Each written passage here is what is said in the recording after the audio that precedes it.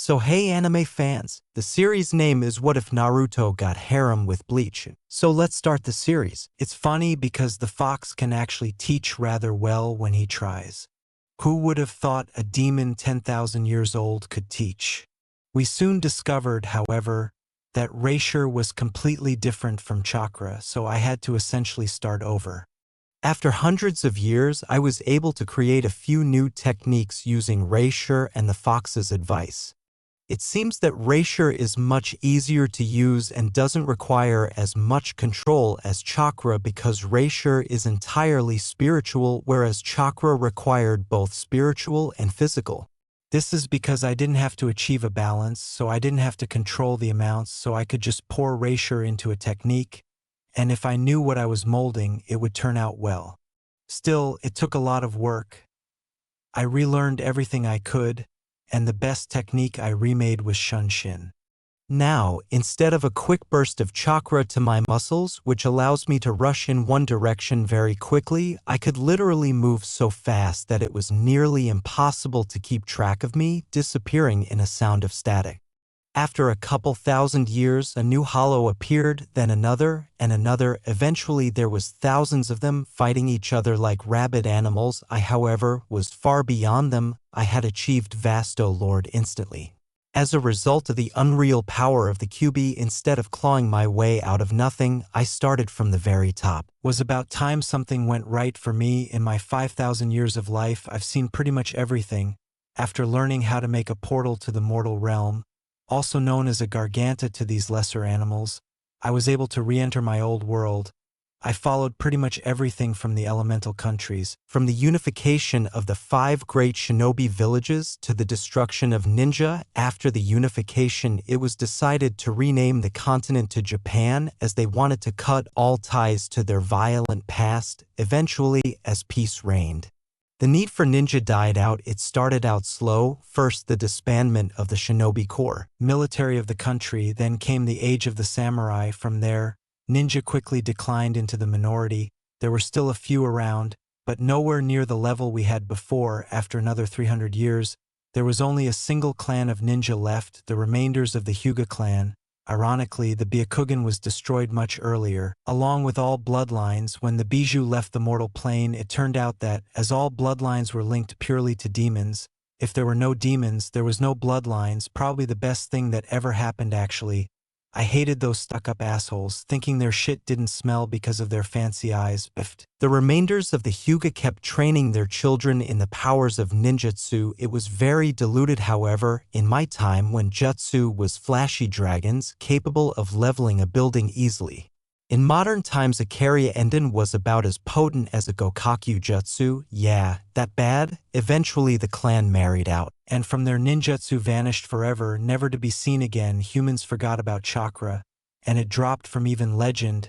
Then, about 3,500 years ago, something odd happened. An old man died, and for some reason he formed into a plus just like I did, but unlike me, when his chain vanished, he didn't develop a mask. He formed a sword. I later found out he was one of the last of the samurai, and it was this and his spiritual awareness that enabled him to become a shinigami. Needless to say, I was intrigued and followed him around for a while. It turned out that Japan had moved due to continental shifts or some such, and it placed it directly over a ley line. This ley line, unknown to Japan, enabled people to become more spiritually aware, forming to the creation of Shinigami and also Hollow. At first, it was a rare occurrence. For example, the old man was the first one created, and the second didn't form for almost 200 years after him. This one, however, didn't form into a Shinigami. He formed into a much weaker version of me. It turns out, thanks to QB and chakra, which in my time was trained, making it far more potent and abundant, I'm actually far stronger than these cheap hollows could ever be. If a hollow was a teaspoon of power,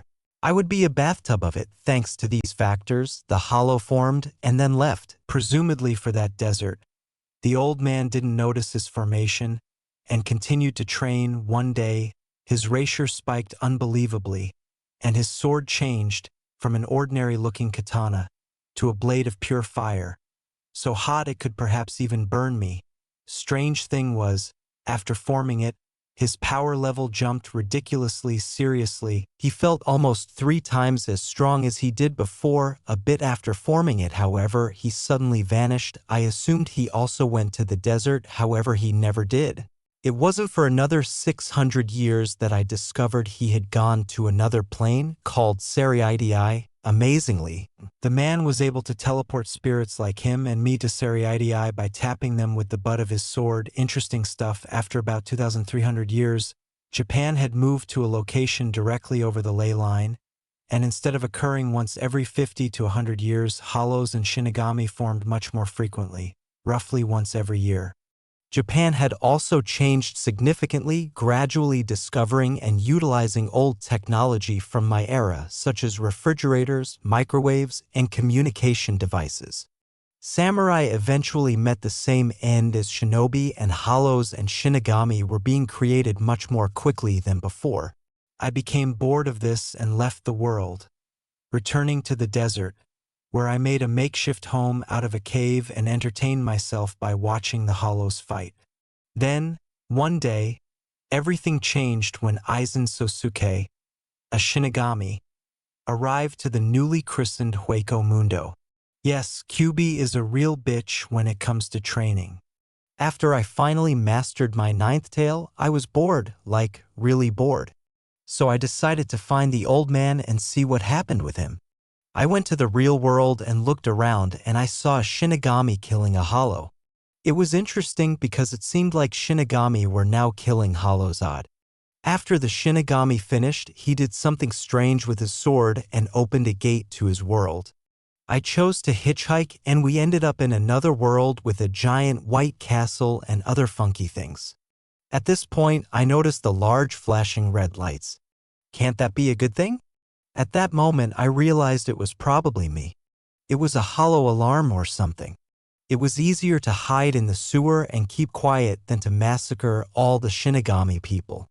Eventually, the alert was deemed to be false, so I was able to exit the sewer and take a bath. Even though I would regret it a little, I was enjoying a nice, relaxing soak in some hot springs I discovered in the mountains. It was great, washing away all the dirt and stuff until a cat, I detest cats, jumped into the damn spring. The cat was then engulfed in a huge flash of light, and then there was a hot, wet, naked, black chick in the pool with me. You would think this was awesome, wouldn't you?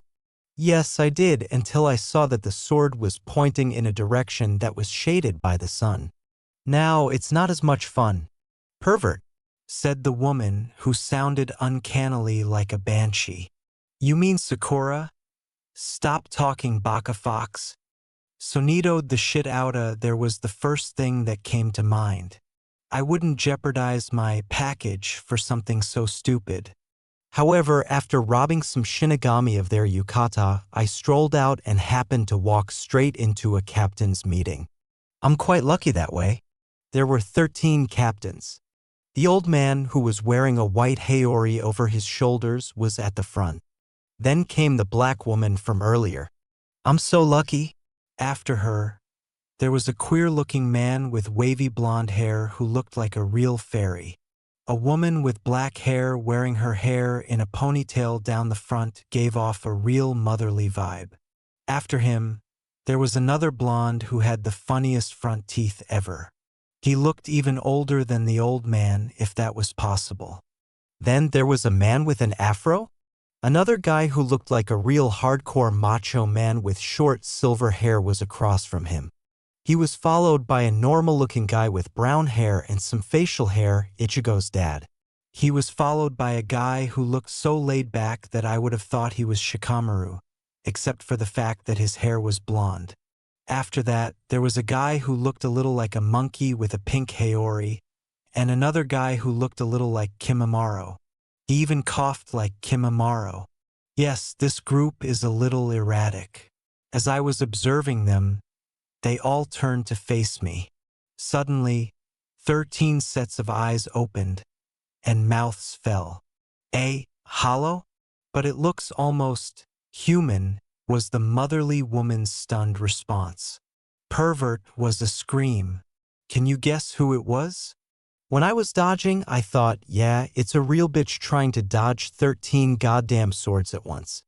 In reality, there were only 10.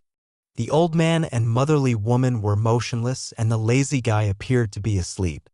Nevertheless, dodging 10 swords isn't very fun, so I chose to stop them there. How can I stop 10 captain-level Shinigami? I placed my hands up when I released 4 tails since the Ryatsu was enough to shock them. I blurted out, "Ma, is there any reason to attack Lil me?" while my eyes darted around, searching for ways out. "Enough, what is it you want, Hollow?" was the old man's calm response. I answered, "Ma, just wanted to catch up Oyajiji." According to his reaction, catch up? "I don't believe we have ever met, Hollow." I pouted a little and replied, "I'm hurt, Gigi. Don't you remember me watching you train all those years ago?" "What? That's impossible. The first Hollow was formed almost 200 years after I came into being," replied Yamamoto.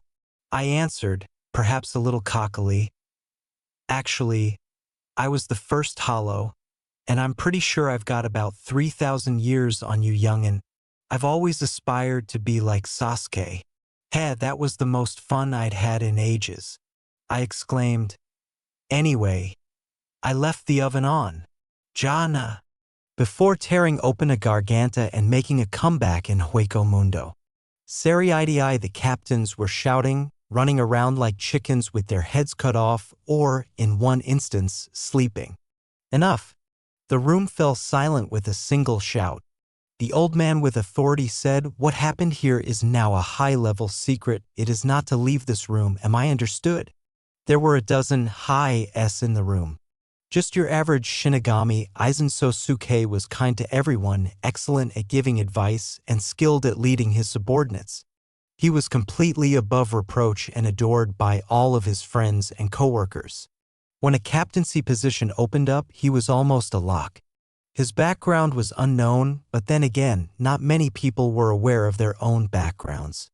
However, nobody suspected that Aizen was much darker than he seemed. Aizen began as a typical child raised in a small northern Japanese village by his loving mother and supportive father. His mother always claimed that he was reading before he could walk, demonstrating his natural curiosity.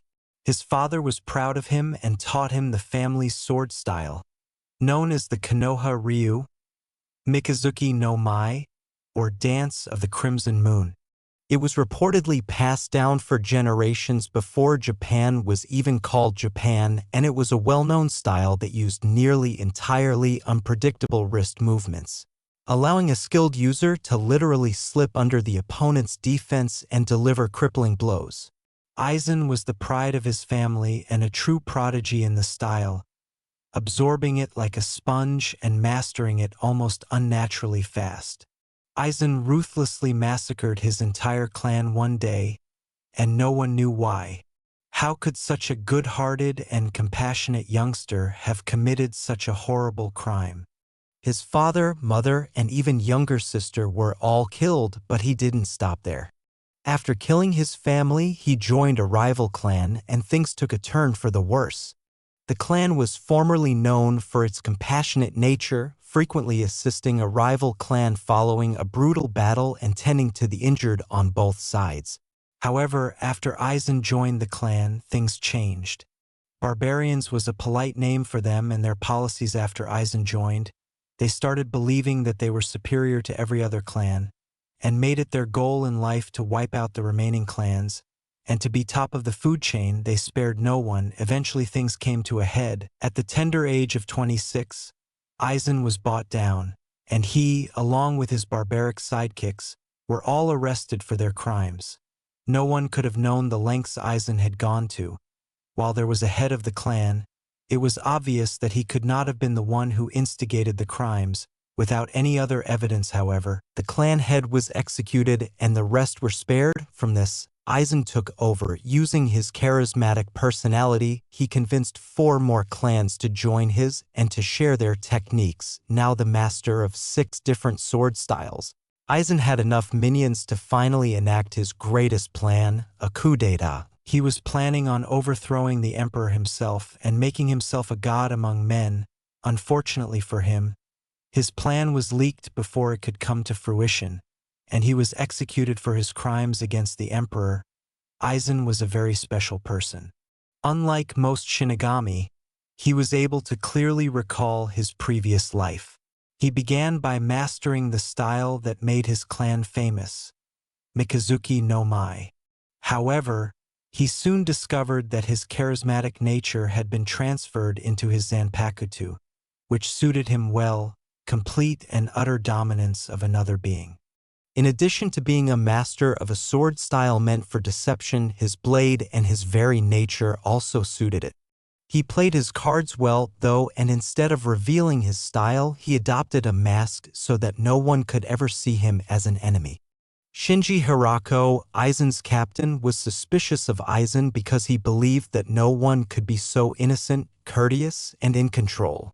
He began tracking Aizen in secret in an attempt to learn his secret, but it was all for nothing because Aizen was able to deceive Shinji's perception so that all Shinji found was what Aizen wanted him to find.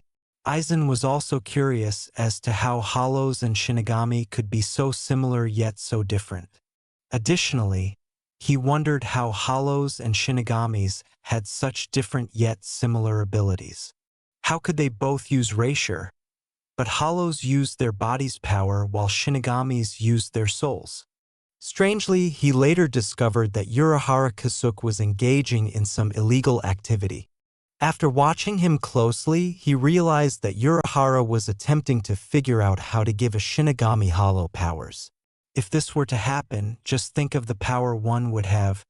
He would practically be a god, possessing all the advantages of both a hollow and a Shinigami without any of their drawbacks. He was very interested in it.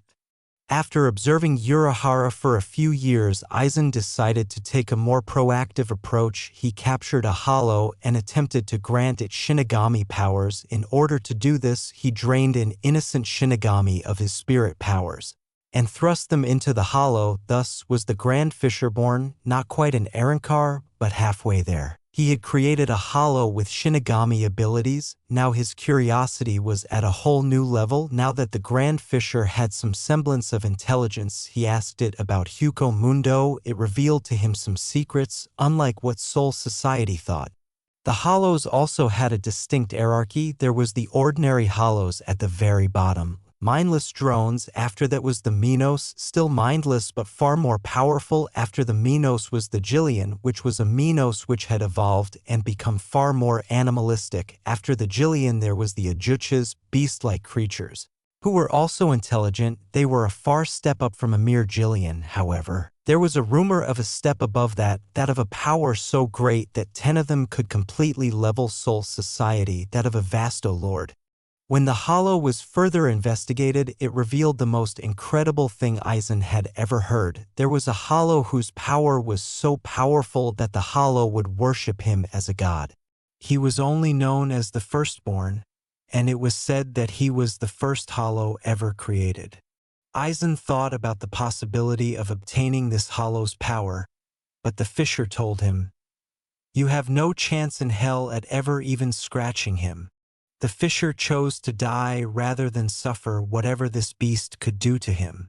However, Aizen had a new objective: give himself hollow abilities, then defeat this god and utilize his might to completely destroy all life, Shinigami, and hollow. The greatest villain in Soul Society's history was thus born. He was the biggest traitor to have ever walked its halls and perhaps the worst traitor to have ever walked the earth. He lacked humanity and just had the desire to surpass all others and become stronger than the gods themselves. Although he still had a ways to go, he first needed to master hollowification before learning how to use it on hollows to build an army that could provide him with what he desired. He then set his sights on a new objective: the King's Key, the legendary key that is said to open the gate to the gods themselves, who are the rulers of Soul Society. He had to test his theories first, though, because he had a lot of victims.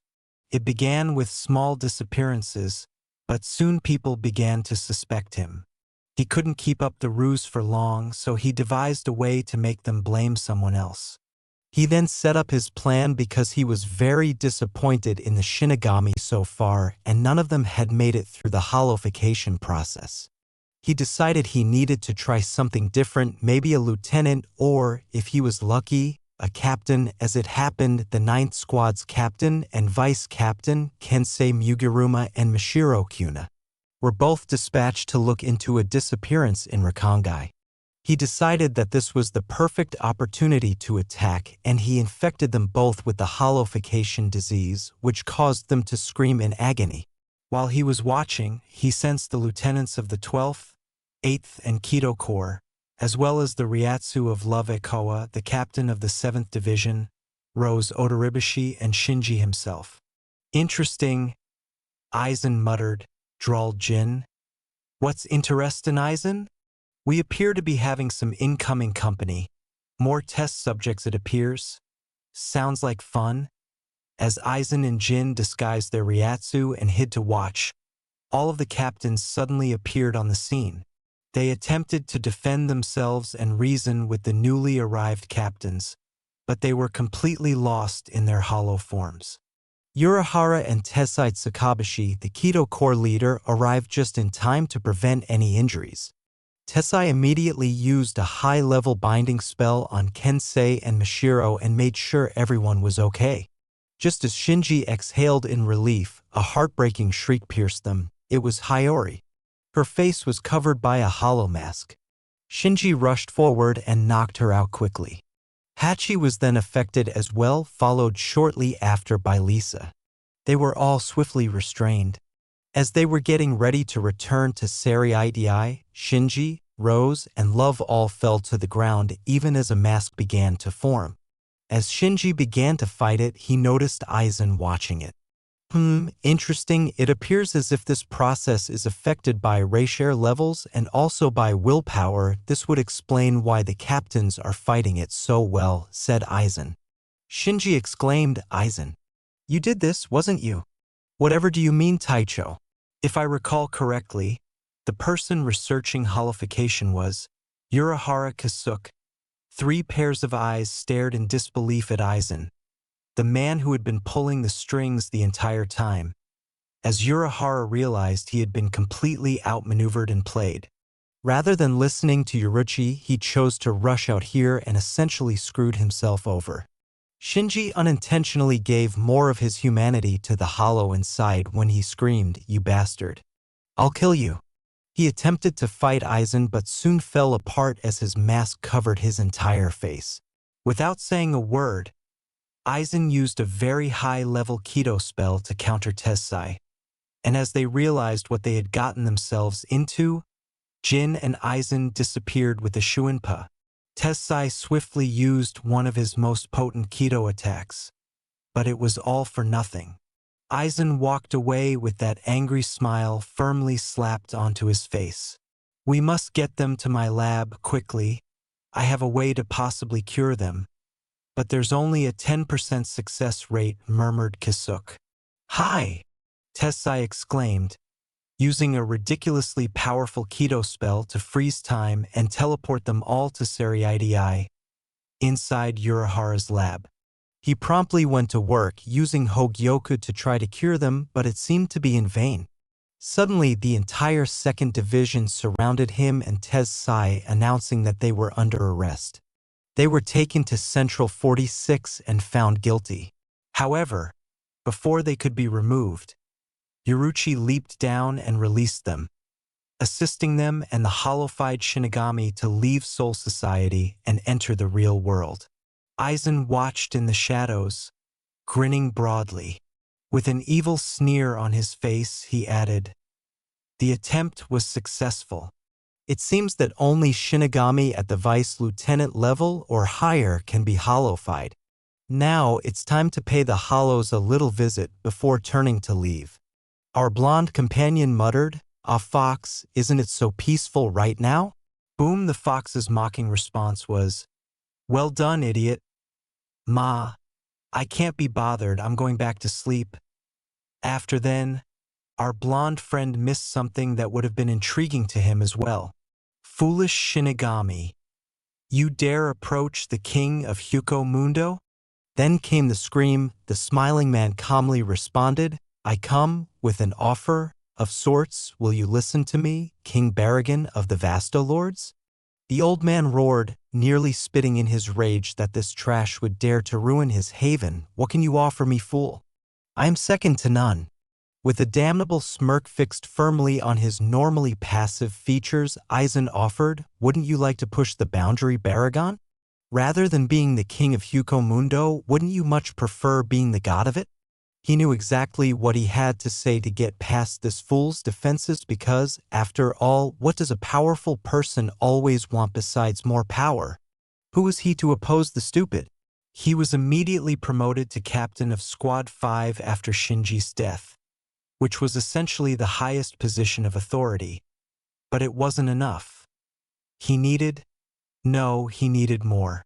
He didn't even realize how hypocritical he sounded at the moment. In a deep, reflective voice, Baragon applied, You are a fool, Shinigami. There is only one god in Huko Mundo. Nothing you do will ever allow me to match that man. How do you know that? You don't know what I could offer you, was the composed response.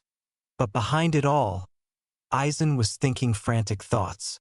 This god of Huko Mundo is so strong that not even someone as arrogant as Baragon would dare oppose him. If Aizen was aware of anything, it was that he needed to encounter this deity and discover for himself what it was about him that made even the most elderly Vasto Lord shudder in terror.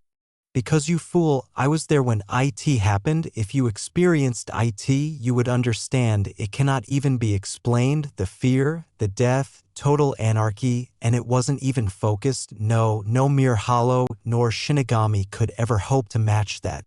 Not with every hollow in Huko Mundo on my side would I dare to defy him. Take your offer and leave Shinigami, was the steadfast response of the elderly gentleman. How would you like then to leave this dump and become a king of the human world instead?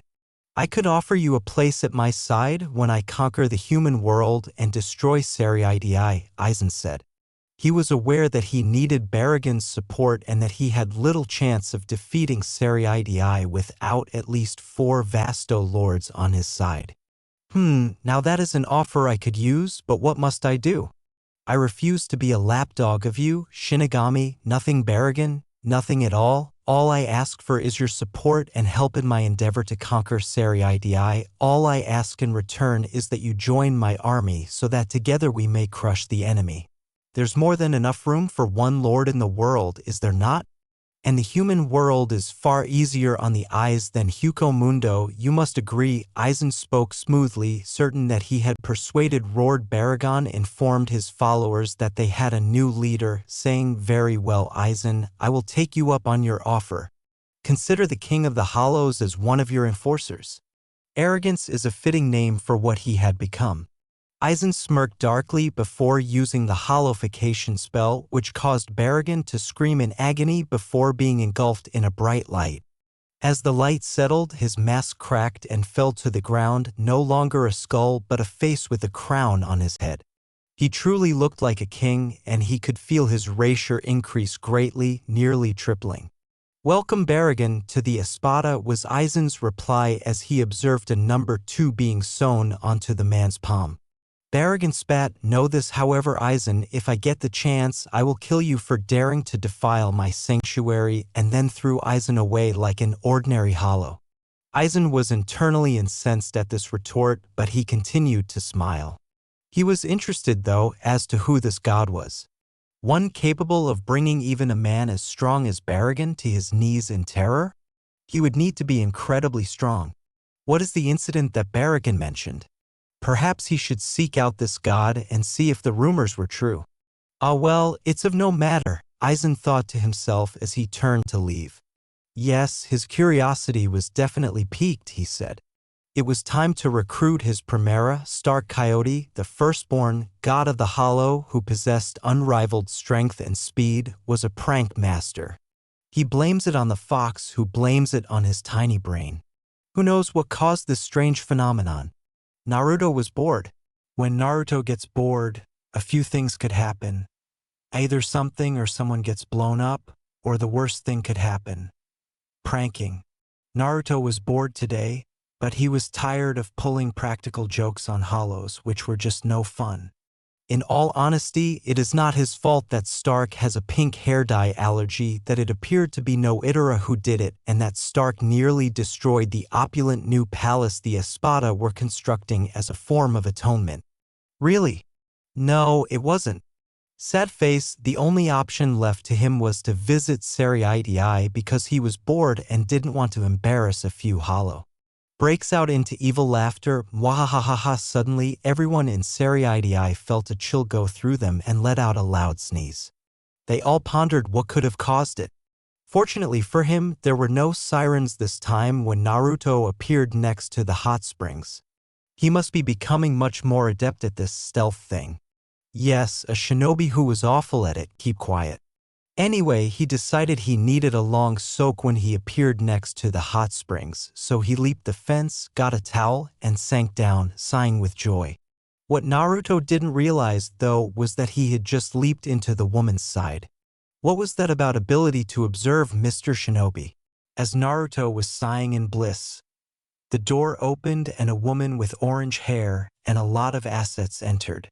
She was followed by another woman whose hair was in a ponytail that ended over her chest instead of down her back. The first woman appeared to be in a good mood, while the second one was acting calmly and collected, almost like a mother. They both removed their towels and relaxed in the springs, letting the calming water wash away all of their worries. The steam slightly lifted as they did so, and upon hearing a little sigh, they both looked up and saw Naruto. In order to keep up with the angered woman of doom, no jutsu, Naruto had to unleash 6 tails of power. However, if it weren't for his amazing healing abilities and lightning-fast Sonido, Naruto, the god of the hollow, would have undoubtedly been massacred. As it was, he only managed to escape with 2 broken arms, a broken foot, 5 snapped ribs, and a sore set of family jewels. This was a good thing, but the second issue was that he was naked. Indeed, the fox had a great time shooting pictures and making a few videos while giggling uncontrollably. Naruto could tell that this will be widely shared online in an hour or so. Naruto spit out, "Shut up, baka fox, goddammit." All he received in return was a fox that was almost unconscious and might have choked to death from its own laughter. Naruto's most important task to date was to find some clothing. It was more important than protecting the Leaf Village and definitely more important than defending the Earth from invaders. Lieutenants, gather all of your soldiers. All captains report to the meeting room. We have a high-class security danger.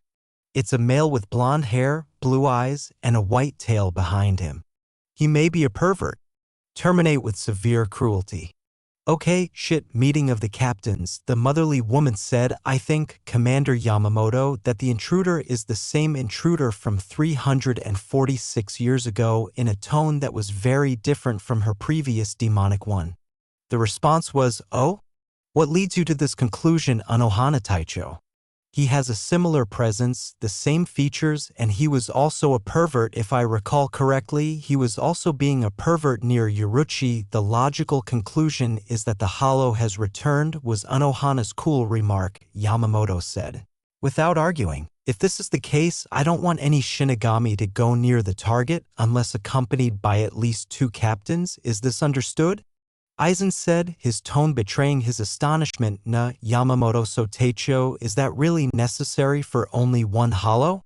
If I am correct in my assumption, that hollow may very well be the first of his kind. He is almost certainly older than I am, and I have no idea on his possible power. He is either extremely powerful or foolish to attempt to enter Seriitii alone. Be alert for any reinforcements, said Yamamoto, being older than Yamamoto Soteicho.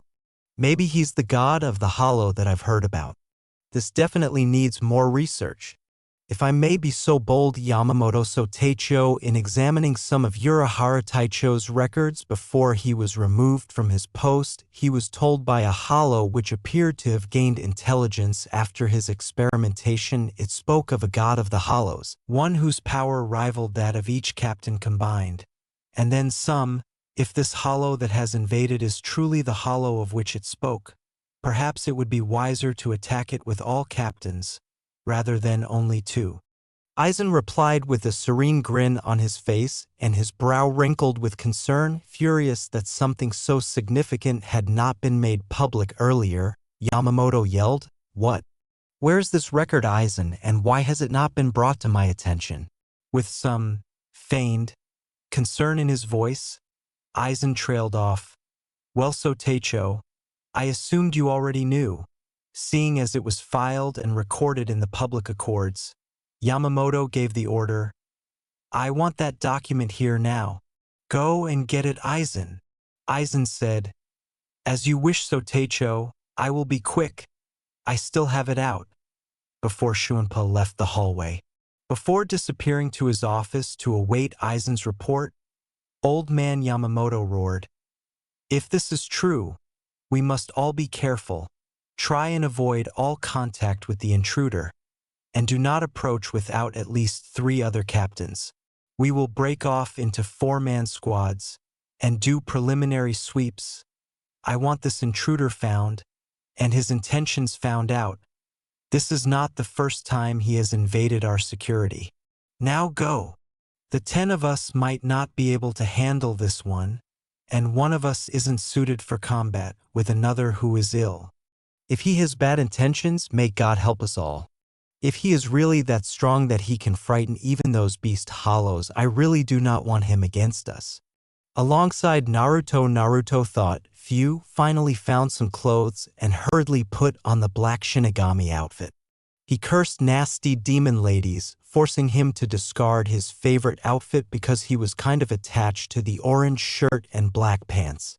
Well, it's time for some evil pranking smirk.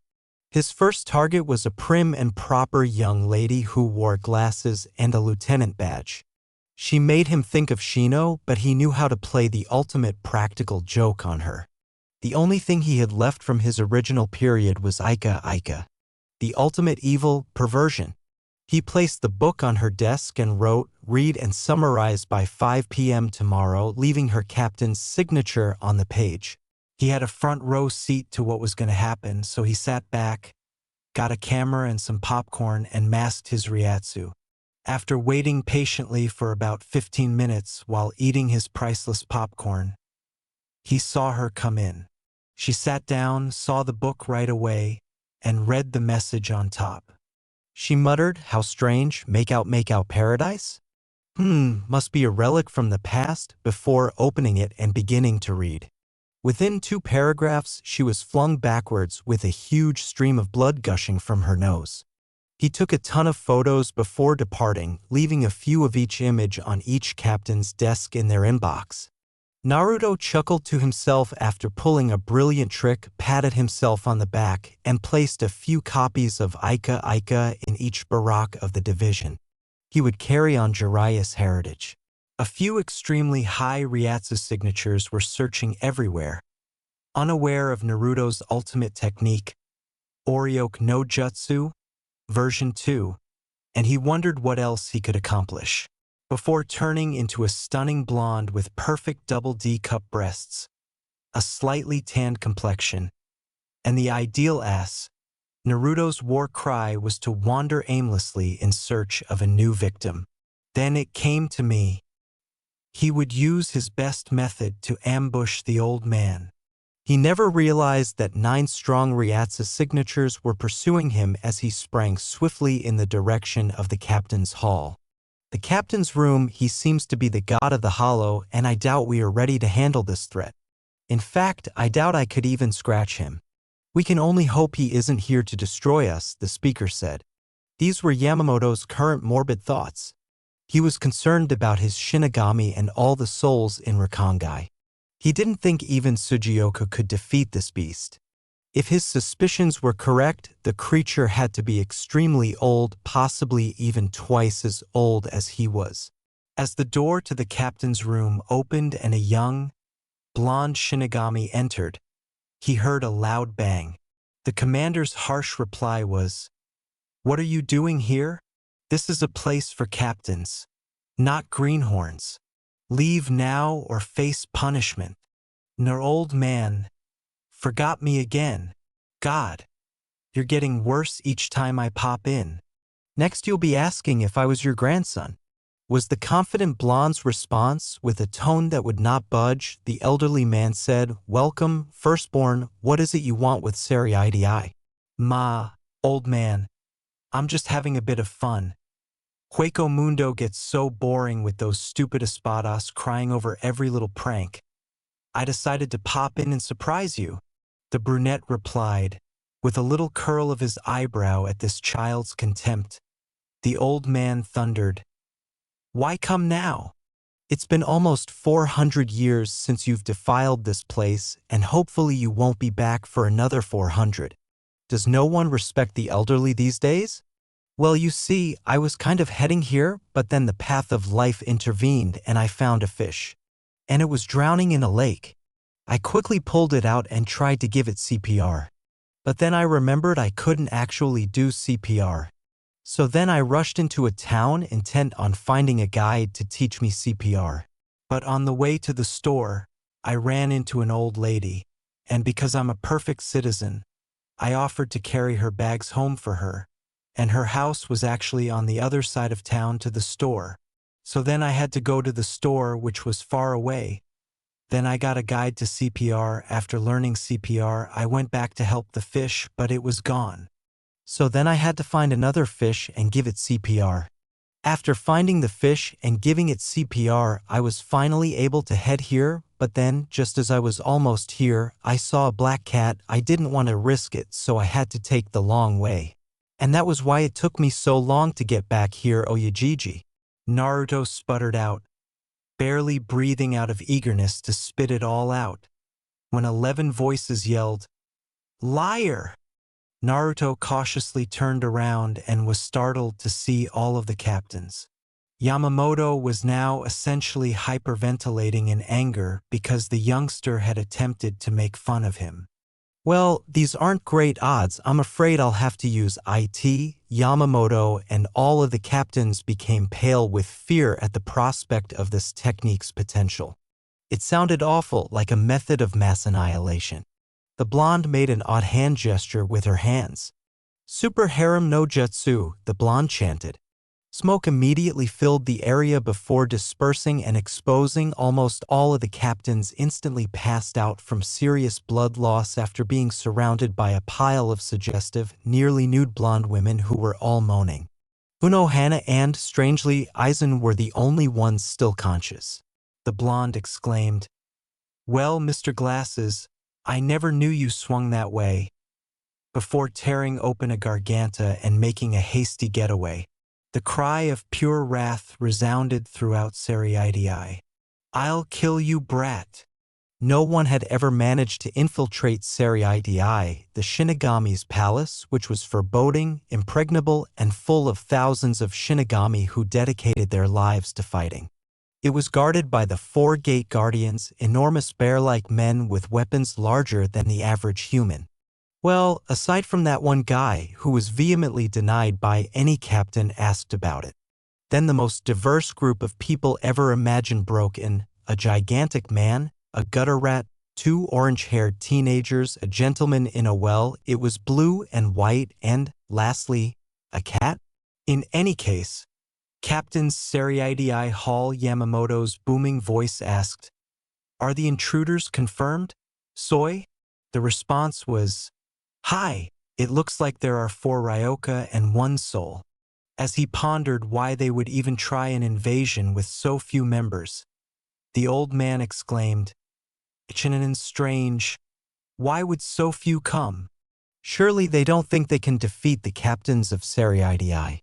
If I may, so Teicho, the orange-haired male appears to have Shinigami powers. Perhaps he is the one Rukia Kuchiki granted her powers to and has foolishly come to retrieve her," replied Soy. With an unyielding tone, Yamamoto thundered, "Achin, I'm still suspicious. How did they get here to begin with? It's of no concern. I want them captured. If they resist, use force, I will know what is going on." The captains chanted "Hi!" as they all shut up to notify their divisions. Before departing for his office, Yamamoto thought, there is more here than meets the eye, and he would undoubtedly monitor the situation. Mundo Huko. Fox, no response. Fox, no reaction as of yet. Fox. What fool? A pause. On board, a huge animal that had been awakened from its sleep too early was heard beating its head against a gate. The fox screamed, then Geo, do something, you fool, incredulous that its container could be so stupid. The blonde ripped open a garganta to Soul Society and yelled, okay? Seriidei Yamamoto Sotecho. The hollow alarm was triggered approximately 1 minute, 20 seconds ago. Abducted a messenger. Yamamoto commanded, what? Summon the captains now. Before heading to the hall via Shuinpa. In other places everywhere there were alarms. What the hell's going on, Yoruchi? Ichigo said, his worried gaze flitting around. Yoruchi's response was, that's the hollow alarm. Quickly, Ichigo, we must go and find your friends and warn them. Yoruchi then hurried onto the roof and headed northeast, saying, follow me, Ichigo, I can sense Uryu and Oraheim up ahead. Ichigo bounded forward to approach Yoruchi and asked, do you think there might be a hollow invasion happening, Yoruchi? Yoruchi's tail twitched nervously as she said, I'm not sure, Ichigo. There has never been a hollow invasion here. Really, the hollow don't group together, they tend to do it solo. If a hollow is strong enough to be sending alarms off, then it's at the very least lieutenant level, if not captain. Just pray it isn't a Vasto Lord level hollow. Vasto Lord level? What's that? Is it as strong as that giant thing that attacked Karakura? Said Ichigo. No, Ichigo, a Vasto Lord is much, much worse. Comparing a mere Minos Grande to a Vasto Lord is like comparing a plus to a captain. The power difference is absolutely massive. It is thought that if 10 Vasto Lord ever attacked Seriidei, it would be completely and utterly leveled. Not even Yamamoto Sotecho could stand up to that. And he's the strongest Shinigami in history, Yoruchi murmured, his eyes now alert, and we are almost there. Suddenly, an arrow passed just short of Ichigo's skull. Ichigo yelled, oh Uryu, what's the big idea? You could have killed me, only to discover that nobody was present as they leaped west. Yoruchi yelled, hurry up, Ichigo. God, how slow are you? Stupid friends always ignoring me. Ichigo, with his head sunk low and stink lines outlining his form, thought. It just so happened that our blonde friend's garganta opened right above the hot springs. This time, fortunately for our hero, he landed in the men's side. He sighed in relief, finally a goddamn break. As our little strawberry and his friends ran after Chad, a different kind of gathering was taking place in a different part of Seriidei. He looked to his right and saw a clown. Were those bells? In his hair? What on earth? What was the eye patch about? With a ferocious grin, the clown exclaimed, oi, you look strong, let's fight. I think I left the oven on, so dash, boom. Even as he dodged another blow from the sword, our hero screamed, what the fuck? You could have hurt me, you crazy son of a bitch. Then the clown struck Naruto, hard, really, really hard, right through the wall, into the woman's bathtubs. And oh, Ichigo asked, Yoruchi, did you hear that? I didn't hear anything, now shut up and keep moving, Yoruchi said with a bit of speed. We must get Chad and then think of a new plan. As it is, we will have absolutely no chance of getting to Rukia without meeting at least one captain. And none of you are ready for that yet. What was the big deal about these captains? Ichigo thought, simmering a little. Yes, that Byakuya guy was quite strong, but now that he had his Shurikai, he could take him, right? They all saw Chad lose against a very hairy guy wearing a pink Haori? Unfortunately, they came a little too late. Were those flowers, too? What on earth? Shit, Yoruchi thought. We can't beat this guy, Ichigo. Take your friends and run southwest, quickly. She screamed before hurriedly entering the room. She changed from a cat to a woman in a burst of smoke, shocking everyone save Shunsui. The captain groaned, wondering why it had to be him. Ma, you're back, Yo-chan? And with Ryoka no less? How troubling, he said. He only intended to relax, sip sake, and perhaps even read the swanky new Ika book series. So troublesome, are you sure you can't just surrender and come with me? I'll even let you have some sake. He pleaded with them. Sorry, Shunsui, we are here for a very good reason, was Yoruchi's response, magically dressed. As much as I hate having to fight an old friend, this mission is quite important. Surely you also realize something's rotten in Seriidii as well. We both know, Yo-chan, that you can't beat me because I was trained by Yamamoto Jiji after all, Shunsui said, carefully unsheathing his blade. Perhaps, but orders are orders, Yo-chan, and if you won't come quietly, I have no choice, he said. Yoruchi responded with a malevolent sneer, while it's true that I can't defeat you in a fair fight, Shunsui, who is to say that it would be fair? What's that supposed to mean? Did Shunsui get out altogether before passing out and becoming immobile? She smiled and waved before grabbing Chad and turning to follow Ichigo. Don't worry too much, it only lasts for about 20 minutes, then you'll be fine, CYA later, Shushu-chan. She said, I threw a dart at you when I transformed back, and it's one of Urahara's specials. You can't see it because it's so small, and you can't feel it when it impacts because it's an anesthetic. Ma, I should have known better, Yo-chan never plays fair, Shunsui gasped. In another area of Seriidii currently crushed into a tree, Naruto bemoaned, Ugh, why do I always end up near angry women when I transport here, with a very large lump on his skull? Naruto could almost hear the bastard laugh as he said, You just love this, don't you, bastard fox? To which the fox replied, Stop complaining, brat, at least you got off easy this time. Naruto got down the tree and looked around. It seemed like the fist of Fury no Jutsu had struck him in a peaceful forest location with a lovely stream and a house close by. After one henge, Naruto knocked on the door wearing his hollow mask and seemed defeated. Just a minute. I'm coming, a voice, who sounded to be female, said. Another voice, this one male, said, Eno. I'm coming.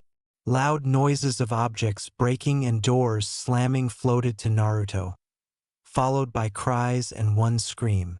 A weird male and female pair then tore open the front door. The male exclaimed, H.A. I won, as Naruto began to perspire profusely. What the fuck? Was the present state of mind for Kyuubi and Naruto. The woman exclaimed, No, I won. I did. No, I did. Me. Naruto ignored them both as this went on and welcomed himself inside. He entered a lounge area and saw two doors. Left, right, left, right, left. Naruto felt that going left was obviously the wisest course of action. When he opened the door, he saw a frail man in bed with long white hair who was quite unkempt. Yo, the man tried to clean himself up a little after looking up. Are you here from the 4th Division?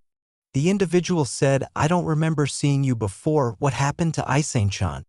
Unaware of the growing drop of perspiration on the captain's head, Naruto exclaimed, No, not really. I sort of went for a walk and saw this black cat. Wanting to avoid it, I took another route and the path of life took me here.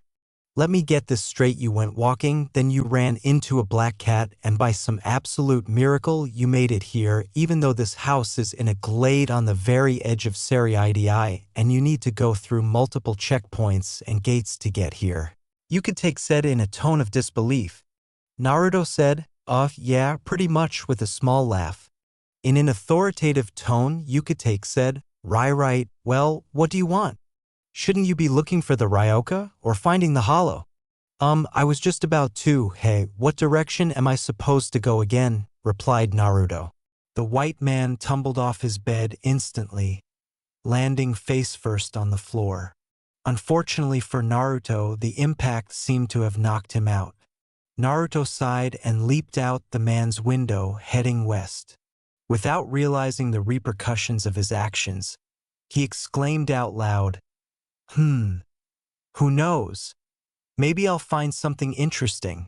Just west of where Naruto is, as Yoruchi instructed, our pals Ichigo, Orihime, Uryu, and Ganju were all moving southwest. Suddenly, Yoruchi caught up to them and threw Chad in Ichigo's direction. When Yoruchi stated, "You hold him, Baka, we need to head a bit more south, I've got a hideout around there," a blond man wearing Shinigami garb and brandishing two swords on his belt suddenly sprung in front of them. Wondering why everyone in the group had suddenly assumed defensive positions, Naruto replied, "Hey, can you guys do me a favor? I'm supposed to be looking for, I think the guy said 3 Ryoka, and a hollow. You haven't seen any of those, have ya?" Ichigo questioned, his perspiration dripping in shock. "Is this guy for real? Ma, what's with all this tension? Wait a minute, you guys look normal. Well, except that weird guy with the cape. What the hell is with that thing anyway?" replied Naruto. Yuryu said, "This isn't a goddamn dress." He was furious that this commoner would dare to disparage his priceless battle attire. It was sewn by hand. I didn't call it a dress," Naruto said, adding a giant drop of perspiration. She couldn't really be bothered to argue. Didn't the others realize there was a goddamn captain back there? "We don't have time for this," Yoruchi growled. "If you want to find the Ryoka, just follow us." The blonde jumped in with them and said, "Okay." Yoruchi hurried on, saying, "Okay, we are almost there. It's only about 2 kilometers away, but we must hurry." They reached a cave after traveling at maximum speed for a few more minutes. Hissed Yoruchi in. Quickly pushed them into it, and they immediately sank down a hole while screaming. Yoruchi palmed his face and followed at a slower rate, locking the trapdoor as they went. "All right, guys, it's time for you all to train. We need to get Ichigo up to at least lieutenant class if we are to have any hope of saving Rukia, but be careful, something fishy is going on in Sariidii, and I'm not sure what it is. Rukia should never have been put to execution for such a stupid crime. Shinigami are allowed to do what she did under extreme circumstances," Yoruchi calmly stated. "Ah yes, and also, we can't let you go, sorry," she said as she swiftly moved behind the blonde and gave him a vicious karate blow to the back of his skull. After an hour, "Ugh, my freaking head, oi fox, what the hell happened?" replied Naruto. "You worthless fool, that's what happened, the woman knocked you out. You know these are the Ryoka, don't you? God, how did I get into such an incompetent, worthless, and stupid situation?" Knowing that it would take some time for the fox to stop talking, Naruto severed the mental link. He glanced around, watching what the newly dubbed Ryoka was doing. The orange-haired guy was fighting a strange guy with long black hair, a black tattered cape, and some pretty bad sunglasses. The orange-haired female was playing with what appeared to be dolls. Well, whatever makes her happy, and the big, tall guy was shooting laser beams from his hands. Naruto decided right then and there that he would also learn to shoot lasers. What can he say? He just loves explosives. Blame the fox. Naruto had to double-check that he wasn't seeing anything when he noticed the strange youngster wearing glasses shooting lasers from a bow. Who the hell was shooting lasers from a bow? Whatever. What happened to that hot chick? Hey pervert Kuin. Interesting little technique you got there. The thing of nightmares, this woman, no, beast, was staring down at him and powering up the notorious womanly fist of doom, no jutsu, when Naruto felt a strange chill run down his spine and began to sweat profusely. Nearly urinating with terror, Naruto stammered, "I can explain. I swear. Just don't kill me." The demon gave a beautiful simper. "Okay then, pervert Kuin. You have 3 seconds. With tears streaming down his cheeks, Naruto said, "Well, you see, all right, I got nothing happy.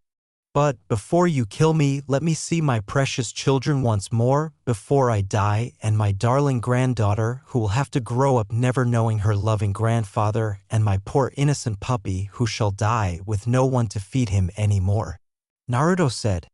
Yoruchi remarked, "That has to be the largest piece of bullshit I have ever heard," her complete astonishment evident in the enormous drop of sweat on the back of her head.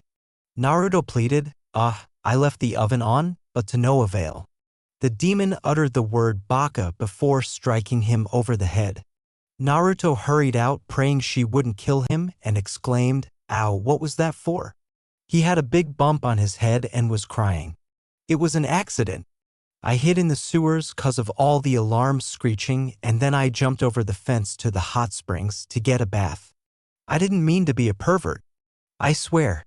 "Okay, I forgive you," was the response. Naruto's startled reaction was, "Not the face what? She wasn't going to murder him?"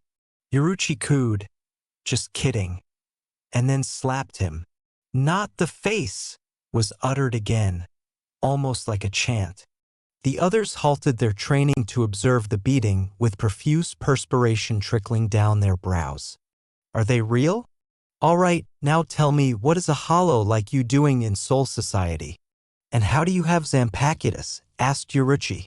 "Ma, fine, I'll talk. I am here for fun. It's fun pranking the old man. I came here by using a Garganta, which is sorta like that fancy thing you Shinigami do with your swords, to cross from the mortal plane back here. I have Zanpakuto because I am not a normal hollow. I am what is called a Arankar, a hollow which has unlocked Shinigami powers. Happy now, demon lady." Naruto replied, "This man pranked the oldest and most powerful Shinigami." Yaruchi said in shock. What? You have Shinigami powers? What powers do you have? And what do you mean by Arankar? And how many of them are there? And you invade here to prank. And you pranked Yamamoto Sotecho? For a joke, he broke into Serai, which is frequently believed to be impenetrable. What's worse is that he got away with it. As he sat in a contemplative pose, Naruto said, I have a Zanpakuto like you guys. I also have the ability to release its potential, which transforms me, and does a couple of other fun tricks. I'm not telling you what it can do though." He pulled his eyelid down and stuck his tongue out, causing everyone to think, how did he get out of the ropes? And when? How many of us? I'm not sure, to be honest. I was the only one around until it happened when that weird Shinigami visited. He had these huge glasses on and dirty brown hair, and I didn't catch his name actually, he said. Yaruchi, completely shocked that Aizen, the supposed good guy of Shinigami, could be the ringleader, muttered, No way. It was Aizen. I knew that Urahara was betrayed, but by Aizen? Of all people. This is unbelievable. Urahara told her he was betrayed, but he never identified the person who did it. He wasn't the only one though. He also came back with a black dude, and some guy that looked like a fox. He had silver hair, I think. The fact that 3 captains had betrayed Serai left Yaruchi in complete amazement. And right in front of Yamamoto, it was completely unthinkable. And Tosen, of all individuals, he would completely betray his own race despite his constant tirades about justice? Yaruchi was shocked to learn that this was much worse than she had anticipated. She had believed that Rukia's punishment was strange, but she had assumed that Central 46 was to blame, not 3 captains. Why would they do it, though? What would they be pursuing? Ma, I wouldn't be too worried. All of the other Arankar are really weak. I doubt the strongest is stronger than the old man. There's only really 10 that you have to worry about. Those formed from Ajuchas are only lieutenant to low captain level at best. It's only really the ones numbered from 1 to 6 you have to worry about. Number 6 couldn't do much to you, but against someone like Strawberry over there, he would massacre them. Number 1 and 2 could probably fight you and win. 3 would be almost equal to you, maybe a bit higher, Naruto said in an effort to calm the nerves. Yaruchi screamed, wait a minute, these Arankar are capable of fighting captains. Well, yeah, I guess I don't think anyone from below 4 would win a fight against a captain. But the top 4 would easily be captain level, said Naruto. Yaruchi groaned, her terror too obvious in her tone and response. They are that powerful. Serai must be warned. If Aizen invaded with them, Soul Society could be seriously harmed. Even Serai couldn't beat 13 captain-class enemies. Naruto's straightforward reply was, Ma, why are you so worried? I'm here. Not even all 10 Espada would come near this place if I'm here. What? Why? Questioned Yaruchi. Naruto arched an eyebrow and said, "Well, you know, I am called the god of the hollow for a reason." At once, 6 voices shouted, "What?" Yamamoto was worried since Ryoka had invaded his house in addition to his adversary. How is it possible for the living to reside in the abode of the dead? Regarding the hollow, he had his doubts. After reading the report that Aizen had given him once more, he began to question when things began to go wrong because Seriitii had been flawless for nearly 1,700 years. 1,700 years. Then everything began to fall apart. First, this hollow appeared. He could tell by feeling its Ryatsu that it was not something you wanted to be on the wrong side of. Its ratio was incredible. It was like gazing into an ocean. None of the creatures had even a tenth of his ratio in his roughly 3,000 years of life. Something like that must never occur again, turning Shinigami into hollows. Then the incident occurred, an occurrence so notorious that it was erased from the archives. What did the fool think about that? Who would want to exchange their humanity for power? And who would want to transform a normal human person into a slouching beast that only considered death and power?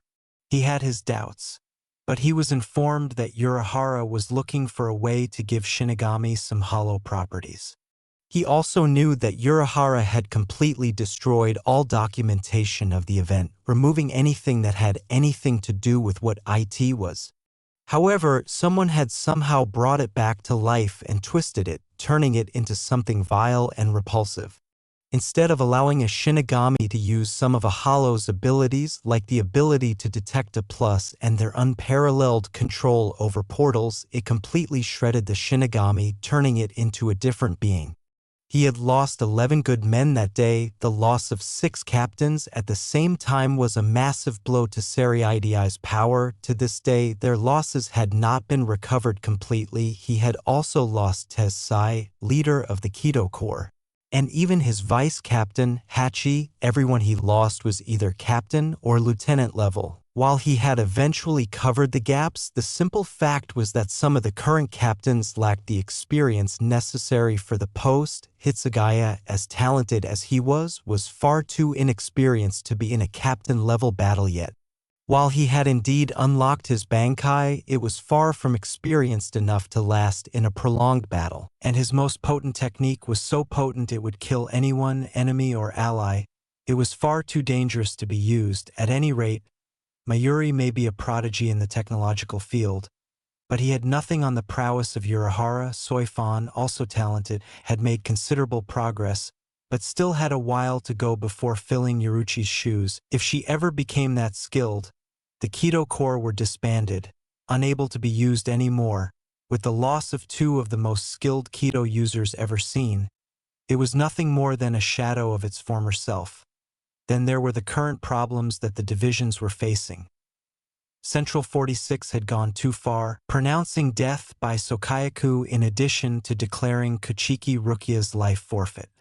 Unprecedentedly, the wall rose up thanks to just 4 Ryoka and 1 soul, who then defeated Jidanbo, the Guardian. Jidanbo wasn't much in comparison to most seated officers, but he should have been more than enough to take out a few Ryoka and a soul, but he was completely subdued. Then the worst news arrived. At the very least, a captain-level hollow had teleported into Seriitii. He knew deep down that this annoyance was the same hollow from before, the god of the hollow. He couldn't help but worry about this because if he was angry, he might be capable of anything. He wasn't sure if any of his captains could fight him with that cursed technique of his, the Oryoke no Jutsu, and he still couldn't believe that 11 of them had been defeated so quickly. This is a technique of mass destruction. However, he was also growing more worried at Central 46. Maybe he ought to visit them. In other places, with worry practically leaking from his voice, Aizen said, "Hello Hinamori, what can I do for you today?" Hinamori began, "Ano, I was having trouble sleeping but she was unable to complete her statement. And don't be so worried. I know that the reports are worrying, but it will be fine. A single hollow can't stand against all of Seriitii after all." Aizen said calmly, pointing to a futon that had been set up for her. Ah, say no more, Hinamori-kun. Feel free to stay as long as you want, she said. Hinamori timidly said, Thank you, Taicho. What of the Ryoka? Is there any news? It is strange, I must admit. They appear to have literally vanished. It appeared to happen after the hollow alarm went off. I believe Captain Kayaraka had a run-in with one and said that ex-Captain Yoruchi Shihoin was with them. While the news is troubling, I don't think they pose much of a threat to us. The captain said the one he encountered, while interesting, would be 6 feet at most. Aizen responded, Ano, that is good, Captain. I have something I wish to tell you, my friend Toshiro. He warned me. He said something about not trusting the 3rd Division, something about Jin Taicho. It's been worrying me. He seemed very serious about it, saying he had a suspicion about Central 46, and that Jin Taicho had something to do with it. What do you think I should do, Taicho? Hinamori replied quietly. That is very alarming, Hinamori-kun. If you would like, I will do a bit of investigating as well. I also have some suspicions. The way that Rukia was punished did not seem to meet the crime, and there was also a large incident a century ago that has me alarmed. Don't worry yourself about it, Hinamori. Me and Hitsugaya will handle it. You have nothing to worry about as long as I'm here, Hinamori. It is my duty to protect my subordinates after all, Aizen replied, worry dripping from his lips. His were an entirely different issue. Nevertheless, I think that my untimely death may buy us enough time to prepare, but where to go? Maybe Central 46, since no one suspects those old fools are dead, and I would be able to filter information far more easily there than I can here. And if Jin is suspected, it will only be a matter of time until it is revealed that he was in cohorts with Tosen and I. Get some sleep, Hinamori-kun. I have to go investigate a few things. I should be back by tomorrow, Hinamori responded enthusiastically. Hi, Captain, as she laid down and closed her eyes. Aizen wrote a letter concealed in his desk, accusing Toshiro of betraying him and demonizing him for it. It's a shame. She was such a good little tool as well, loving me so much that she would never suspect me of wrongdoing. Perhaps I should sow a few more seeds. Yes, he said. When Hinamori discovered Aizen's body the following day, nailed to a wall with his own blade, she did what any woman would do in her shoes. She let out a loud cry and fell to the ground. Matsumoto and a few other lieutenants arrived right away and saw Hinamori, still screaming and in a nearly unconscious state. They followed her gaze and witnessed the gory scene. Ma, what's going on? Jin said as she approached the lieutenants in a composed manner. It was you, exclaimed Hinamori as she leaped as quickly as she could in his direction, nearly tearing her sword from its sheath. Kira Shuinpa, however, intercepted the blade with his own before she could strike. Move, Kira. Get out of my way, cried Hinamori. Why, Kira? Why did you stop me? Kira retorted, I can't do that, Hinamori. I won't let you attack my captain. Hinamori yelled, Move, Kira. You don't understand, and pressed harder against Kira's blade. Kira glared at her and retorted, I can't, Hinamori. He's my captain. As her blade changed into what looked like a stick with 2 branches emerging from it, pointing up alone at the main blade and perpendicular to the hilt, roared Hinamori exclaimed, Fine, burst, Tobium. It was immediately engulfed in a blinding light and exploded, knocking Kira back. Kira was furious that Hinamori would do such a thing and said, You fool. How dare you release your Zanpakuto? Never mix personal feelings with official business. Hinamori, panting, simply pumped more energy into her blade and threw a ball of fire toward Kira. Kira pulled his blade behind him and proclaimed, Fine, Hinamori, if you refuse to see sense, I have no choice. I will treat you as an enemy. Raise your head, Wabasuk. His blade changed, taking on an odd shape that first went straight before bending into AJ. Both blades were abruptly stopped. Kira's was thwarted by a sheath, and Hinamori's stomped into the hardwood floor. Enough, Hitsugaya's utterance of that one word instantaneously calmed and stopped them both. Hisagi swiftly grabbed Kira and disarmed him, bringing him away as well. Restrain and take them away, both of them, he ordered. Matsumoto and IBA immediately grabbed Hinamori before removing her to a cell. "Sorry there, Captain. It appears my boy caused y'all some problems," drawled Jin replied. Toshiro murmured softly, "Ikamaru Jin," his voice echoing. "Did you intend to hurt Hinamori?" Jin's reply was, "Whatever do you mean, Captain?" "Heed my words, Jin. If you make Hinamori spill even a drop of blood, I'll kill you." My, what a terrifying thing to say. "If you feel that way, perhaps you should be careful. You wouldn't want any bad guys getting too close to her, would ya?" drawled Jin before to her departure.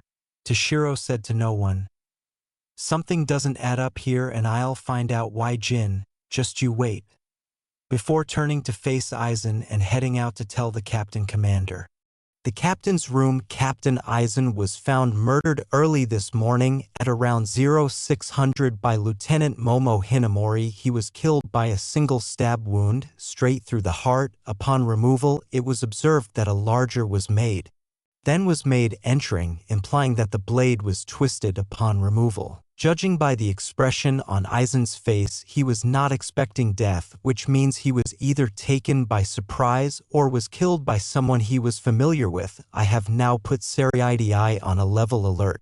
Captains and lieutenants are hereby authorized to use Shirkai and Bankai respectively if they come into contact with hostiles. Central 46 will be locked down and patrols will be increased. I have reason to believe that the hollow alarm that happened earlier is possibly connected to this. If this is the case, expect a possible hostile with the power to fight against multiple captain-level Shinigami at once. If this hollow is encountered, I want for you to retreat, and do not approach without at least 2 other captains. Dismissed.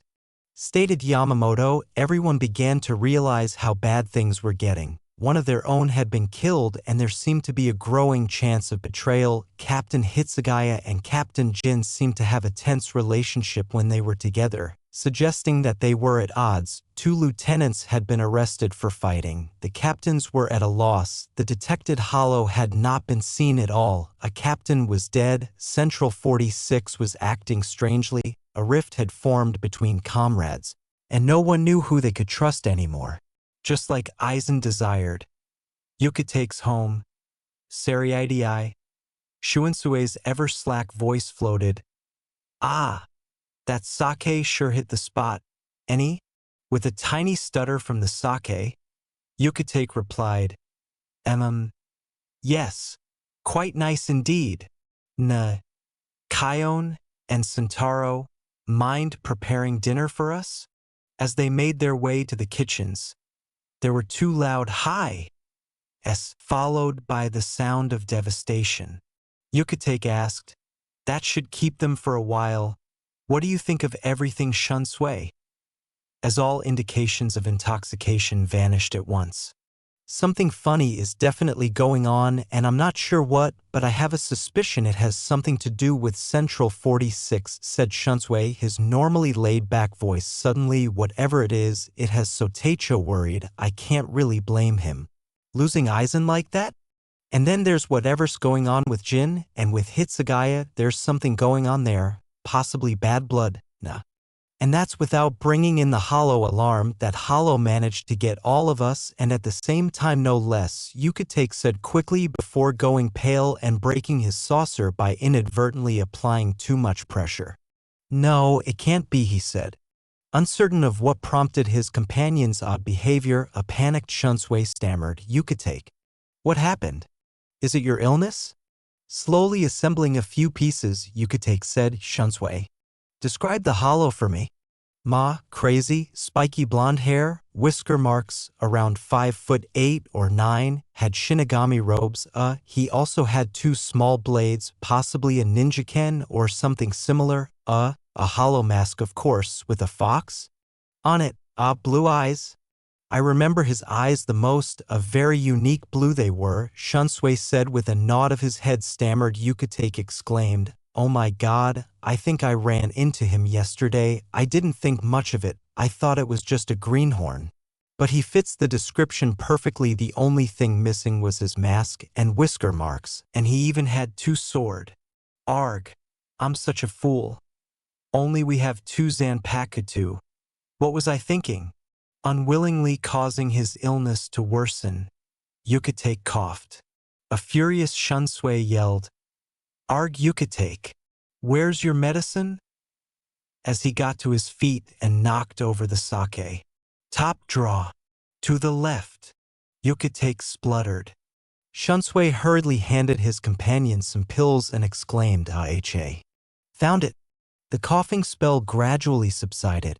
"Thanks, Shunsui. Anyway, I saw the hollow yesterday. He stumbled in and asked for direction. I didn't think anything of it and told him he should be looking for the Ryoka. He said thanks, and then I sort of fell over and hit my head, causing me to pass out," stated Yukitake.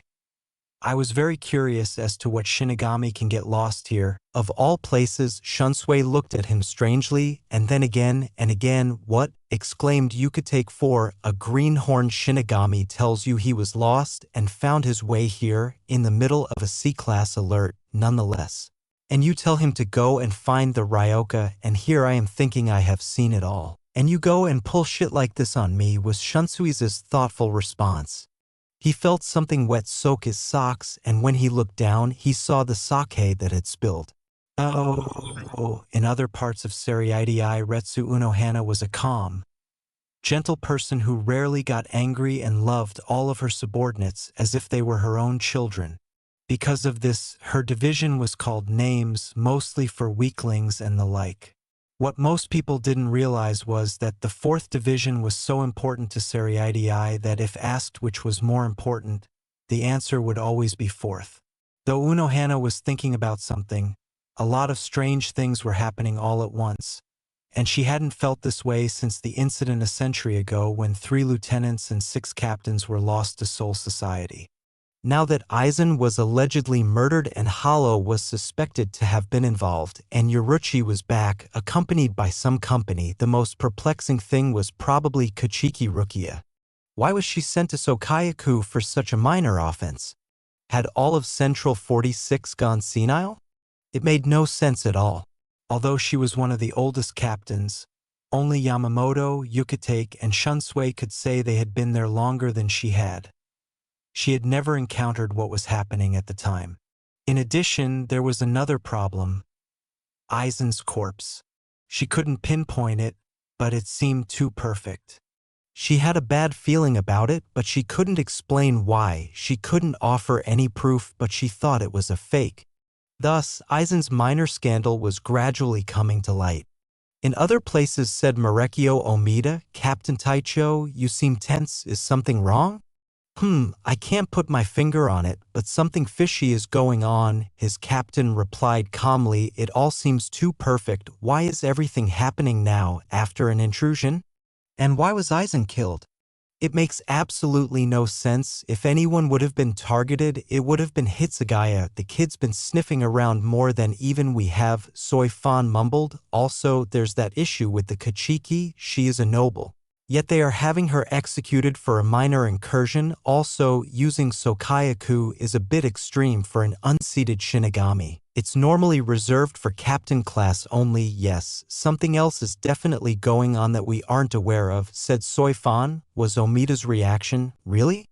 I just thought it was the scumbag Ryoka who killed Aizen." As Soi booted Omida out the door, he responded, "Stupid fool, do you seriously think a mere human could kill a captain? God, I wonder why I even keep you around, useless slob." "The hiding place of Yoruchi," everyone in the cave exclaimed. "What?" Even Zangetsu appeared completely stunned. Naruto's response was, "Eh? I'm the god of the hollows, firstborn I think they call me these days," completely unaware of the expressions of complete incredulity on everyone's faces. When he eventually looked around and saw that everyone was completely stunned, he said, "Hello? Anyone home?" "At all." The first to respond was Yoruchi, who questioned softly, "You are the god of the hollow?" "Yeah, why?" answered Naruto. Everyone just started laughing, and if you paid close attention, Zangetsu even gave a little snicker. "Why, you? The god of the hollow? Ha ha ha ha ha. That's hilarious," spit out Ichigo, almost unconscious with shock. Everyone in the cave was suddenly suffocated by a huge wave of Ryatsu, with Yoruichi unable to stand, much less breathe. Naruto said sharply as he buffed his nails.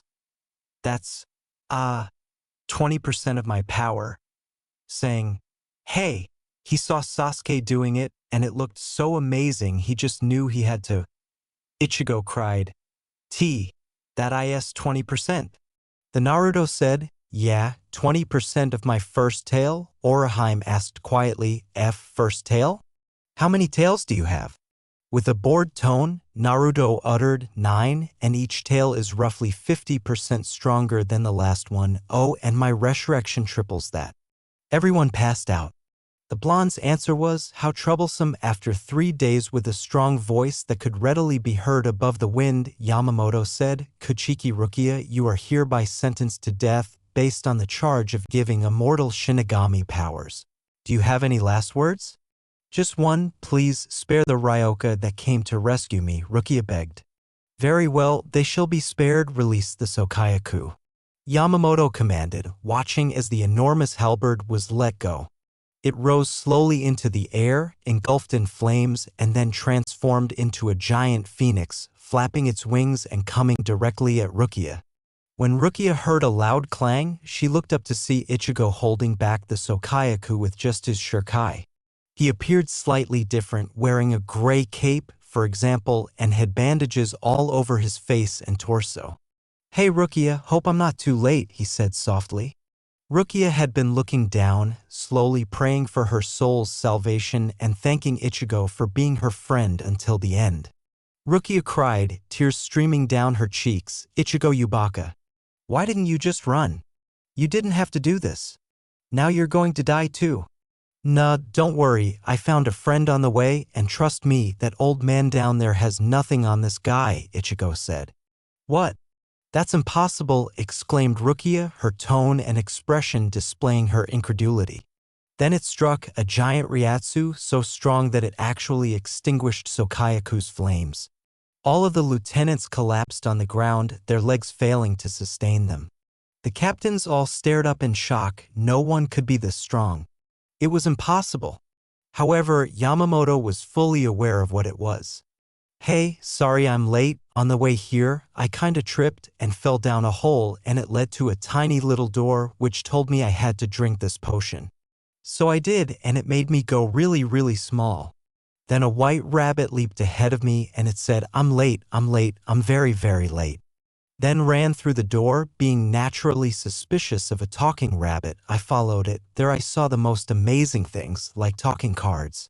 And people having a UMBRHDY. So I stayed a while. They had the most amazing cake. God, it was so good. You have absolutely no idea. Then the evil card queen wanted my head. So I quickly escaped, but on the way here, I ran into a black cat and had to go the long way around, but don't worry. I'm here now. Naruto concluded. There was a huge drop of sweat on the face of every single person, animal, and even plant that heard this garbage. For the first time ever, all of the Shinigami thought the same thing. Tell me he's kidding, please. Everyone's faces quickly jumped when Naruto, completely unaware of what they were thinking, reached behind his back and took out a slice of cake. God, this is just the best cake. I should have got the recipe. Oh well. While Naruto was occupied with his cake, Hitsugaya Toshiro and Ranjika Matsumoto had demolished Central 40SIX's sealed front gates. Toshiro's only thought was, I'm finally getting to the bottom of this. The evidence, it all leads here, he said. He was aware that everything, including Jin's threats against Toshiro and Hinamori's abrupt avoidance of him and accusation of being responsible for Aizen's death, had been resolved here. When they finally reached the bottom of the steps, Toshiro and Matsumoto were horrified by what they saw. It was a complete massacre with every member of Central 46 killed. Toshiro approached a corpse and examined it. Matsumoto, these corpses have been dead for days, maybe even weeks. You know what that means, right? Yes, Taicho, it means that Rukia's execution wasn't ordered by Central, it was by someone else, but why? Why would you want to kill Rukia? She isn't even a seat, and even as a noble, it would have been far smarter to go for a higher-ranked clan. None of this makes sense.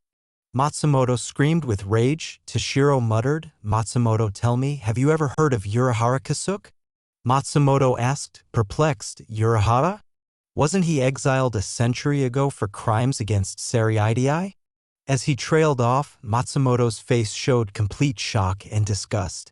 Those crimes, he created a special tool. It enabled a Shinigami to gain hollow powers. The only problem was that it sacrificed the Shinigami's mind. Instead of a Shinigami with hollow powers, you had a hollow in a Shinigami's body. With all of their abilities, he said. But what has that got to do with this? Is Urahara involved somehow? Yes. But not in the way one would think. You see, Urahara fled when he was exiled, taking everything with him and utterly destroying any and all information on his project. He also took his project itself with him and went to the human world, to Karakura Town, Toshiro replied after having made the connections. But wasn't that where Rukia went when she lost her powers? Wait, you mean you think Urahara gave Rukia that object? She shrieked. Toshiro responded, yes, I suspect Rukia doesn't know, however, but let's continue. As he made his way to Central's living quarters. They began their quest, seeking any proof. A suave voice from the shadows said, well done, Toshiro, you managed to figure it all out. Very well done indeed, but, alas, you are far too late to change anything. As Aizen and Jin emerged, Toshiro's face lit up with complete shock. Toshiro stammered, Aizen? What the hell? I saw your corpse myself. How? This was the last captain he had ever suspected as being the traitor out of all of them. Aizen answered with a strong smile, you see, it's actually quite simple. My Shirkai is the key to all your questions. Toshiro questioned, perplexed, your Shirkai? What has a water Zanpakuto got to do with anything? Aizen questioned, who said that it was water-based? Kyoka Suigetsu, of course. Mirror flower. Each is a mere reflection of the truth, said Toshiro. Correct, you see, when I release my Shirkai, I control all 5 human senses. Taste, sight, smell, hearing, even touch. Aizen gave a lecture. When Toshiro yelled Bankai and attacked Aizen, he swung his sword, covering everything in his path with a genuine mountain of ice. Nice try. Toshiro just heard this, and everything else was black. Come, Jin. It's time for us to go. Hi, Aizen-sama, was the response. Both disappeared with a fluttering sound, but as they did, 2 additional people, Retsu Unohana and Aizen Kotetsu, entered the shadowy dwelling. Aizen's anxious cry, Toshiro Taicho, prompted her to rush forward and attempt to heal him and Matsumoto. Her captain's calm voice said, step back, Aizen, we must find out what happened. She immediately moved aside and observed Unohana's magic in action. After a few minutes, Toshiro was noticeably better and opened his eyes. He just managed to say, warn others, Aizen, traitor, Jin as well, must be stopped Sokayaku, before fainting once more. Aizen?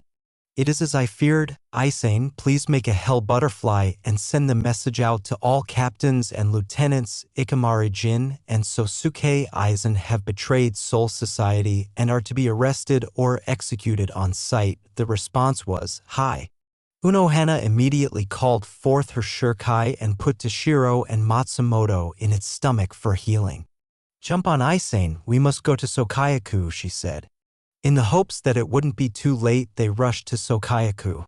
In Sokayaku, Yamamoto demanded, Firstborn, what are you doing here? What do you want with Seriidii? Reisher outlined his body in rage. Ma, don't burst a blood vessel, old man. I'm here to help my buddy Ichigo save his girlfriend. And to say hi, of course. What do I want with Seriidii? I dunno, I was bored. So here I am, said Naruto, the 2 yells. I'm not his girlfriend / she's not my girlfriend. Ma, stop being so loud, replied Naruto. Nah, old man, where's that nerdy guy? What did Yoruchi call him again, Aizu? Aizo? Goku? Ma, I'm no good with names, Yamamoto yelled. What do you want with Aizen Hollow?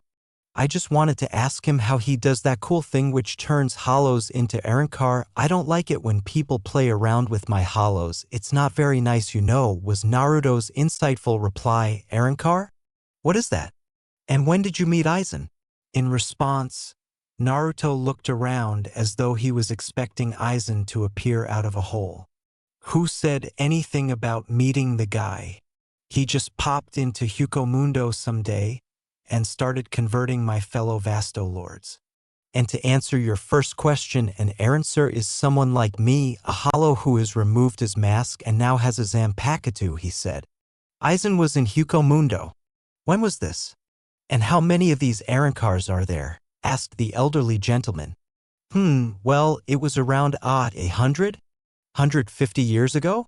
I don't keep track, you old windbag. How many? I don't know. I don't exactly count them. Doesn't matter much anyway. There's only 10 that could be considered captain level, and maybe 4 who could fight one of your elite. I don't pay much attention. None of them could even scratch me, after all, so where's Aizen? If you won't tell me, then at least tell me where that foxy guy is, or the black guy. Come on, Pops, work with me here. Naruto yelled exasperatedly. Jin and Tosen? We have 3 traitors?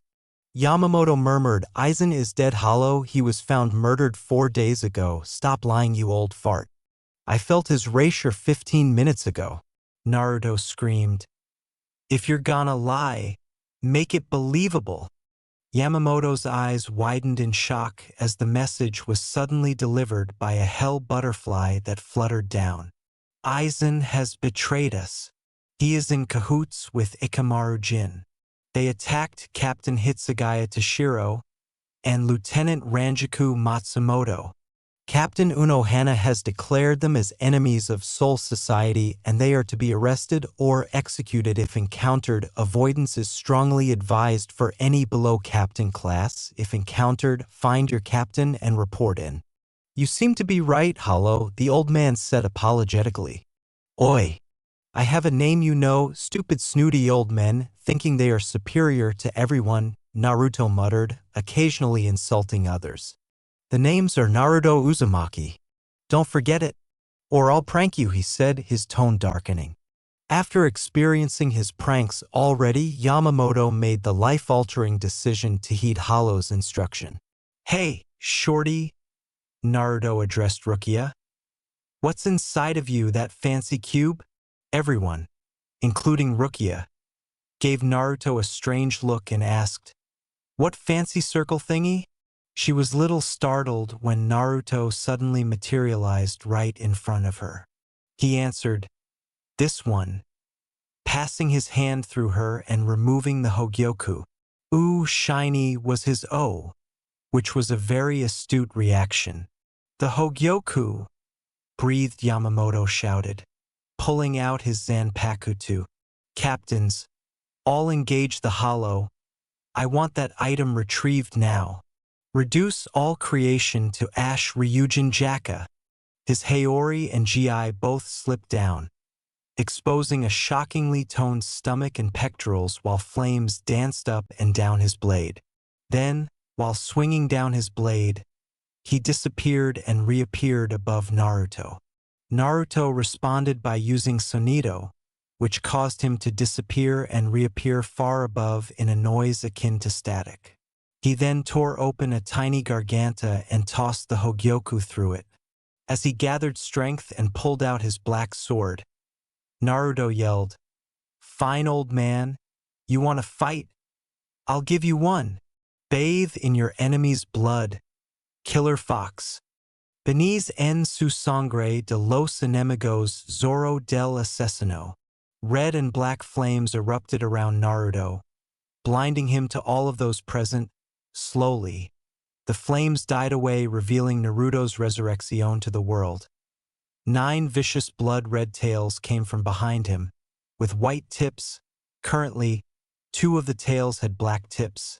He had 2 fangs, running down past his bottom lip, His hands had transformed. Instead of fingernails, he had sharp, pitch-black claws on each hand. His mask now covered his face, and the fox on it was now snarling rather than just lounging. His feet were similar to his hands and had claws rather than toenails. He had black armor covering his chest in the ancient garb worn by Uchiha Madara and Hashirama Senju. Back in the days of the elemental countries, it was topped off by a cruel-looking serrated blade, which might had once been a katana. The black was pitch black, with a snarling, pale red fox upon it. The most horrific change, however, was his eyes. No longer cerulean blue, they were now blood red with a slit running down in place of pupils. His rapier had also changed. It was no longer heavy and had a harsh consistency like concrete. Instead, it had become horrifying, and the thought of it sent shivers down everyone's spines. It felt malicious and bloodthirsty, and everyone was too shocked to move. Ichigo couldn't believe this. The old man felt something he hadn't felt in well over 1,800 years. Fear. The captains below were struck. This was that innocent hollow who liked pulling practical jokes? Yukitake and Shunsui shook it off first, drawing their blades in Shunsui's case and shouting out their shurikai. This was not a hollow. It was far worse. As his single sword transformed into two blades connected by a thin chain, roared Yukitake, exclaimed, "All waves, rise now and become my shield. Lightning, strike now and become my blade. Sojio no Kodawari." As his Daisho pair, Itachi and Wakazashi, changed into two curved scimitars with scarlet tassels on the pommel, roared Shunsui, exclaimed, "Flower wind rage and flower god roar. Heavenly wind rage and heavenly demon sneer. Kaiten Kayakatsu. Well, I guess I'm outnumbered. Am I right?" With a voice that echoed through the landscape, Naruto said, "Here, Shinigami, play with my friend for a while. Hagalos de Karimiento, Kyubi. Ninetales, make them bleed." Only Yamamoto saw Naruto's third, fourth, and fifth tails change from black to white as a tremendous quantity of rapier rushed out of him and into his blade.